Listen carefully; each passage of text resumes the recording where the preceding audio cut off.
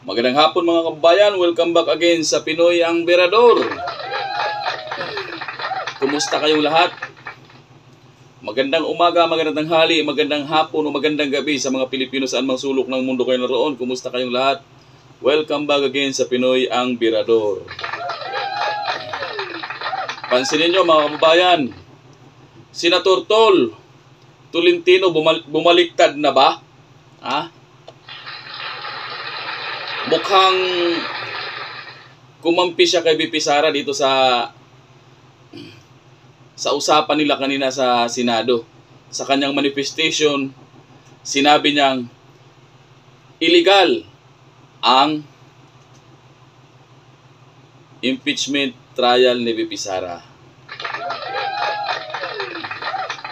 At malabo itong makatawid sa 20th Congress, lalo na dahil illegal daw.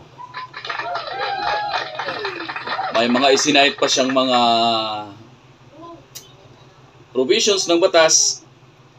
Gumamit pa siya ng mga international proceedings para maliwanagan itong mga tangang mga senador at mga tangang nagmamadali sa impeachment.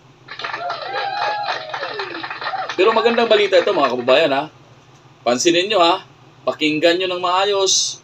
Panoorin mabuti para marinig natin ng maayos at maliwanag ang kanyang mga sinasabi.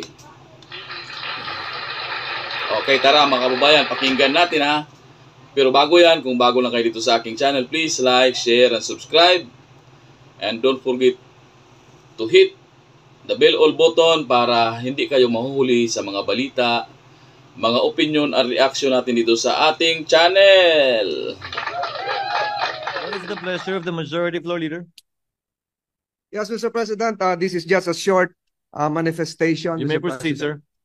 I respectfully deliver this manifestation to address a pressing constitutional concern. Mr. President, the Senate received the articles of impeachment against Vice President Sara Duterte 117 days ago. Yet the trial required by Article 11, Section 3(4) of the Constitution to proceed forthwith will begin only on June 11, dangerously close to the end of the 19th Congress. This delay compromises due process and undermines our role as an impeachment court. Under the 1987 Constitution, the Senate of each Congress acts separately and independently of the Senate of the Congress before it. Only 12 senators remain after each election, insufficient to form a quorum. Thus, unlike the U.S. Senate or the Philippine Senate under the 1935 Constitution, we cannot carry unfinished proceedings into the next Congress. Allowing the 20th Congress to take over this trial would be ultra vires or beyond our constitutional power. Jurisdiction over impeachment is exclusive to the Congress that receives the complaint. Supreme Court rulings in Neri versus Senate and Balag versus Senate and our own Senate rules, Rule 44, Section 123, confirm that all legislative and investigatory matters terminate with the expiration of a Congress. This principle is affirmed internationally. Jefferson's Manual provides that unfinished business do not carry over into a new Congress. If we cannot conclude the trial before June 30, 2025, we must recognize this impeachment case is functionally dismissed by constitutional operation and no action can be taken by the 20th Congress on the matter for lack of constitutional authority. Mr. President, kahit anong pilit, hindi maitatawid, lalo na't kung lalabag sa saligang batas. Let this manifestation be entered into the official records and journal of this chamber. I will likewise submit a version of this manifestation complete with footnotes for proper documentation. I speak in defense of constitutional order, procedural fairness, and the institutional dignity of the Senate. Commission of the Honorable Pimentel. The gentleman may proceed.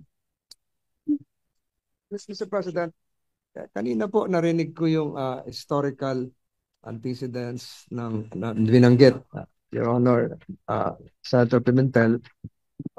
Would the good gentleman agree that the reason why the position of constitutionalists, textualists for that matter, on this issue is that the Constitution is silent as to the word carry over, crossover, continue. Meron po ba nakalagay sa Constitution, sa Saligang Batas ng Pilipinas, 1935, 1973, 1987 na carry over? Mr. President, I will respond directly to the question. Wala po nakasulat doon that it shall carry over, pero binanggit ko sa aking manifestation, wala talaga rin nakasulat doon that it cannot cross over. So, in effect, let us say textually, both positions are not even mentioned or entertained in the Constitution.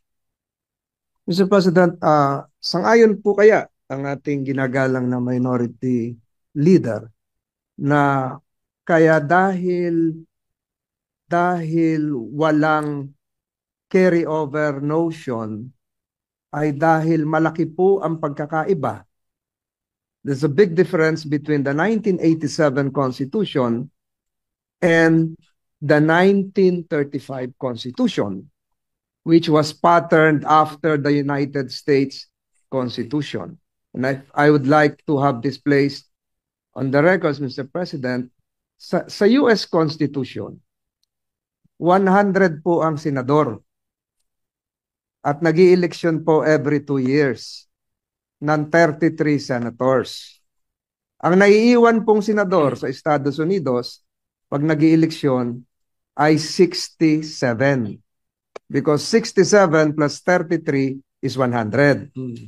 67 is sufficient to comply with the provision of the US Constitution to convict in an impeachment case. Dahil 2/3 po yun ay 66. May sobra pang isa. Sa atin pong saligang batas noong 1935, kung inyo pong susuriin, ang atin pong senador na bumubuo rin ng impeachment court ay 24. Subalit, Mr. President, in the 1935 Constitution, ang eleksyon po natin ay 8, 8, 8. Tuwing mag-i-eleksyon ng senador, ang i-elect na senador kasama sa mga kongresista ay 8 senador lamang. Ang may iwan po ay 16. And 16 is 2/3.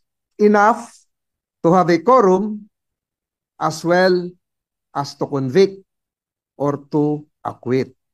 In our present constitutional scheme, 1987 Constitution, we also have 24 senators, but we conduct elections every 3 years for 12 senators.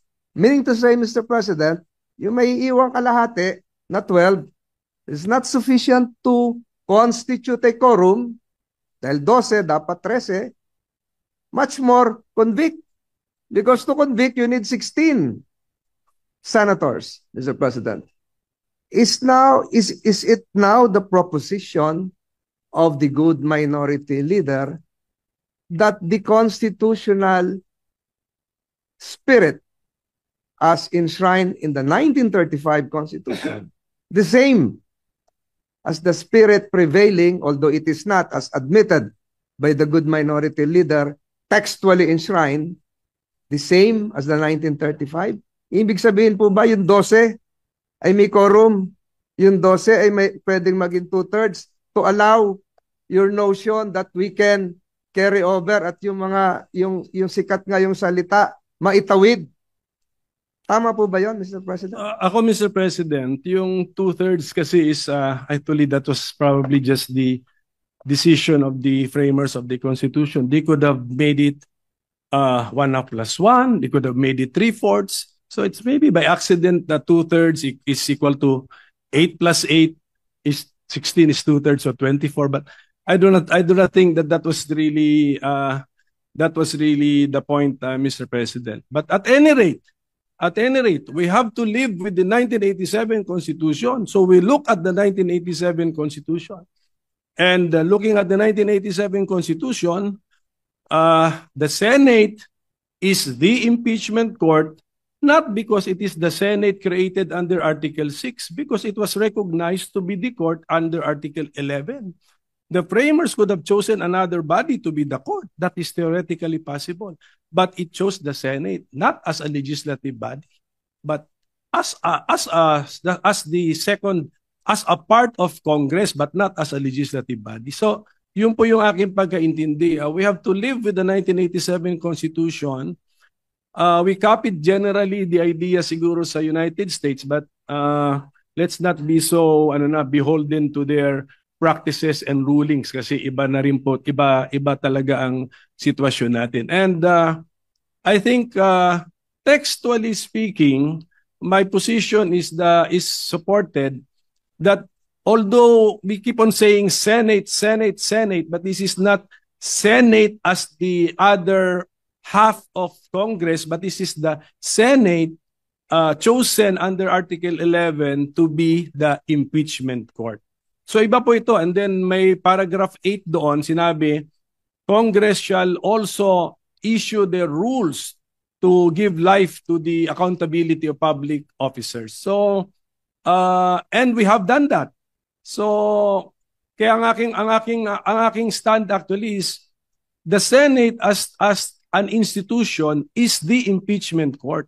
So the member judges can change, but just like as a division of the Supreme Court, division of the Sandigan Bayan and the CA, if they change their members, yung docket nila or caseload nila, tuloy pa rin. They have to decide the cases and bring the cases to their logical conclusion.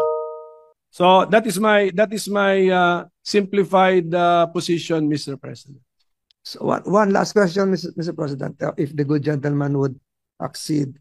Ang ibig sabihin po nito, Mr. President, is that the Senate now, under the 19th Congress, is empowered, is authorized to confer a jurisdiction to another Senate, which would be forthcoming, the Senate of the 20th Congress. So, allowed po ba tayo under the Constitution to transfer pending business, or should it follow likewise, using your logic, the traditional norm of having it refiled and reset starting from zero? Similar to the bills. Yes, yun na nga.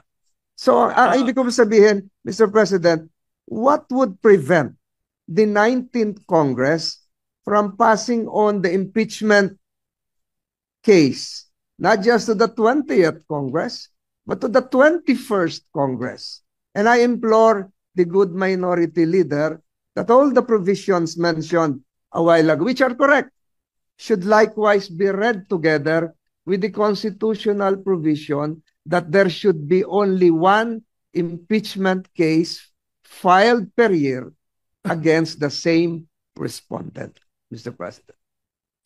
Alam nyo ba, Mr. President, na yung rule na yung legislative workload natin ay magre-reset pag may bagong kongreso? Alam nyo ba na wala sa Constitution yun? Nasa rules natin yun. Ang rules natin, promulgated natin because of the power given to us by the Constitution, but the Constitution does not specify that. Actually, we could have written na yung pumasa na ng third reading, itrato natin na third reading na rin. We could do that, but we did not do it. So policy lang po yun na reset natin as far as legislative workload is concerned. Pagdating naman sa impeachment judicial workload of the Senate as an impeachment court, I propose, or I give the interpretation that the caseload remains. Ang nagbago lang are the member judges, just like I think we can easily envision sa Supreme Court, nagbabago, divisions ng CA, divisions ng Sandigan Bayan, but the caseload remains.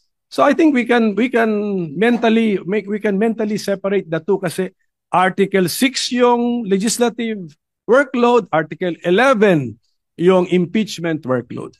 So that would be my response, Mr. President. But Mr. President, would not that prevent the other part of the two-step process?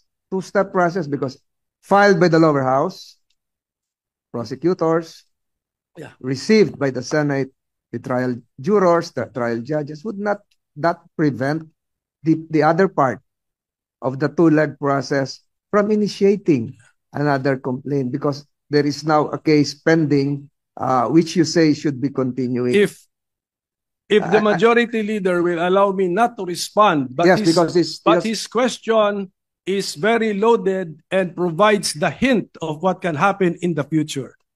Mr. President, I've taken too much time of this body. I would relish interpolating the good minority leader even for 5 hours on this topic alone.